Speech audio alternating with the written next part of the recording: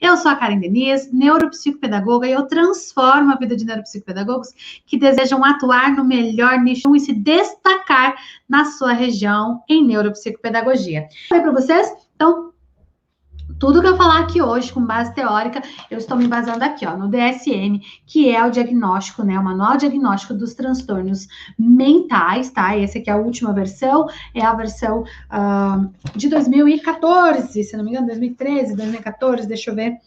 A minha já é uma edição revisada, mas é 2014, minha reimpressão 2018, mas é a de 2014, tá bom? Então, esse é o que está em vigor hoje.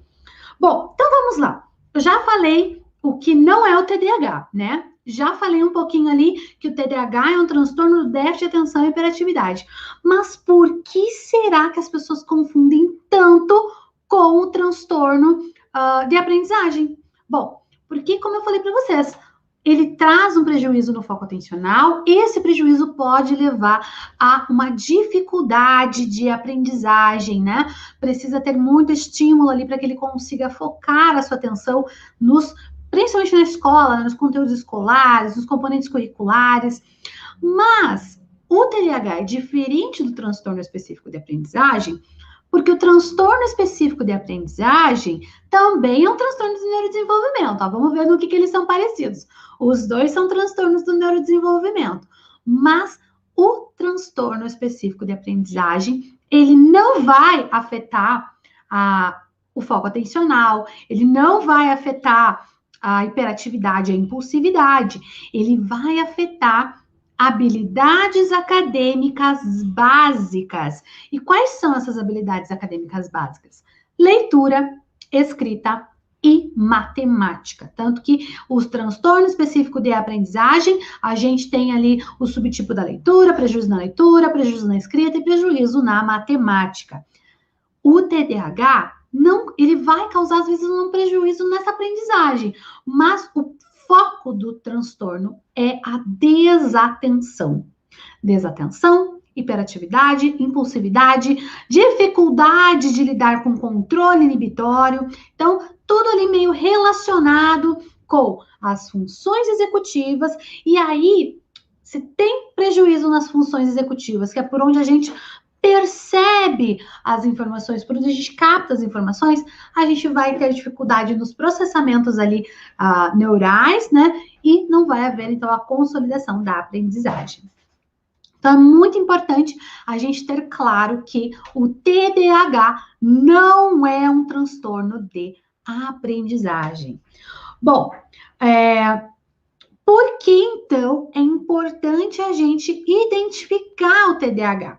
Bom, o TDAH, ele tem ali os seus critérios, né? Vai ter ali 2 marcos principais, que é a desatenção e a hiperatividade.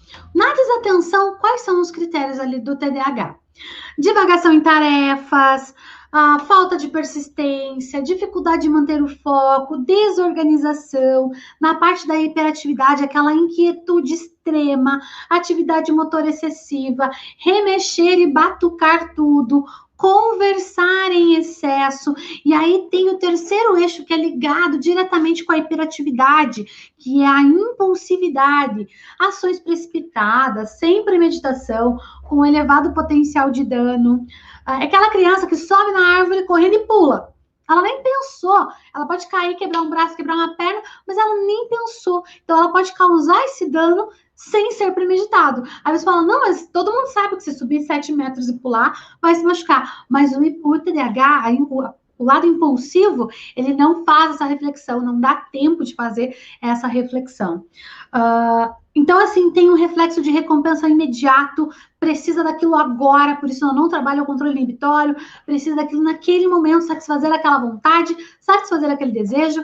Por isso que muitos sujeitos com TDAH, com a hiperatividade e impulsividade, não conseguem parar na fila atrás do coleguinha, porque ele vai sair chutando todo mundo. Não é porque ele quer agredir todo mundo, é porque ele quer chegar logo no começo, ele quer sair dessa fila, não aguenta, não tem paciência.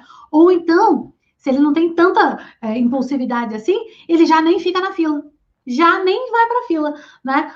Isso questões das pessoas adultas. Quem né? Sempre, porque daí não é sempre, né? Às vezes a gente faz isso, mas quem tem um comportamento de sempre, que precisa fazer alguma coisa, às vezes é questão de vida ou morte, mas tem uma fila, você não vai, porque você não entra na fila. Isso não é uma coisa, não é um momento específico, tá? Isso são comportamentos que são persistentes. O DSM, ele nos traz que para ser considerado o TDAH, esse sintoma, gente, ele tem que ser recorrente e persistente, no mínimo 6 meses na vida da pessoa. Não é porque hoje eu tô com preguiça de ficar numa fila, eu tenho TDAH. Não, por favor, hein, gente. Mas o TDAH tá aqui, ó. Ele tem um padrão, ó. Primeiro critério diagnóstico, padrão persistente de desatenção e hiperatividade. Então, não é hoje que você está estressado, que você está com preguiça, que você está com pressa. Não. É um padrão que mesmo no dia que você não tem nada para fazer, você não está correndo contra o tempo, não está correndo contra o relógio, você não fica. Tá? É uma coisa assim que não tem, como se falta o controle inibitório mesmo, você não tem controle sobre aquilo, se você não tomar consciência e não trabalhar. Calma. Tem intervenção para isso, fiquem tranquilos. Mas vamos lá. O TDAH, então, ele tem os critérios diagnósticos, são 2 critérios, é o critério A e o critério B. Dentro do critério A, a gente tem ali os critérios que marcam a desatenção. Dentro do critério B, nós temos os critérios que marcam a hiperatividade e a impulsividade. E assim, as características, então, elas são essas, né? Impulsividade, tomada de decisão de maneira precipitada, sem refletir, sem reflexão. Então, é muita desatenção, hiperatividade e impulsividade. Está marcado muito nisso o comportamento do TDAH. Então, olha essa palavra-chave aqui, ó. Comportamento do sujeito com TDAH. Neuropsicopedagogo trabalha com comportamento? Não. Então, quem é que faz o tratamento do TDAH? É o médico, que pode ser o pediatra, né? Ou o clínico geral, ou o neurologista, né? Que vai trabalhar ali com essas questões de alteração dos transtornos, tá? E também é necessário acompanhamento psicoterápico. Inclusive, se você entrar hoje lá no site da Associação Brasileira do Transtorno do Déficit de Atenção e Hiperatividade, lá tem uma aba que eles falam assim, qual é o tratamento, então, adequado para o TDAH? O tratamento adequado é medicação com acompanhamento médico, né? Então, a gente sabe aí das principais medicações que a gente usa no Brasil é a Ritalina, né? É metilfenidato, se não me engano, o nome do composto ativo, mas é a Ritalina, tá? É uma das mais, assim, utilizadas. Existem outras, tá? Existem outras medicações, mas a Ritalina é o que mais se recomenda, é o mais utilizado, talvez porque a Ritalina, ela já está aí há mais de 60 anos em uso com essa medicação, né? Então, é uma medicação muito utilizada. Mas, assim, quando você identificar critérios do TDAH, você precisa encaminhar para esses 2 profissionais. Porque quem vai trabalhar com a questão, né, do desenvolvimento, com a questão do medicamento, é o médico, tá? Ele vai receitar e o TDAH precisa do tratamento médico.